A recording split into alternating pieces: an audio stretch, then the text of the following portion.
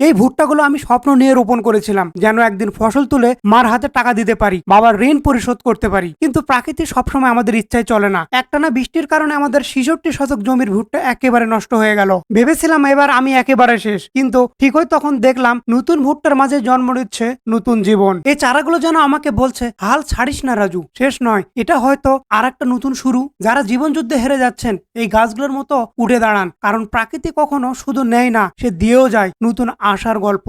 সকাল 10টায় কিষানদের জন্য কিছু খাবার আনি ভুট্টার মাঠে, তারপর সেখানে কয়েক ঘন্টা কাজ করি। এই গাছগুলো যখন লাগাইছিলাম কত স্বপ্ন আসিল জানেন, ভাবছিলাম এবার ভালো কিছু হবে, কিন্তু ভাঙতে গেছি আবার বৃষ্টি। বুঝতেছি না বৃষ্টিকে আমার শত্রু না বন্ধু। যেটা আমার ফসল নষ্ট করলো সেটা আবার চোখের পানিও লুকিয়ে দিল।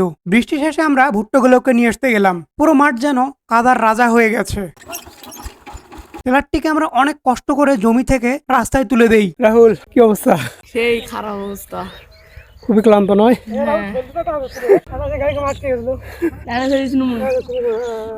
একটা কৃষকের জীবন সত্যি অনেক কষ্টের। এই সোনার ফসলগুলো ফলাতে আমাদের কতটা কষ্ট এবং ত্যাগ স্বীকার করতে হয়েছে। এই হলো ভুট্টার অবস্থা।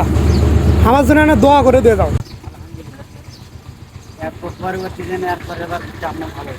আলহামদুলিল্লাহ। এখন বাজে বেলা 3টা। কিষানদের জন্য কিছু নাস্তা নিয়ে আসলাম দুপুরে খাওয়ার জন্য।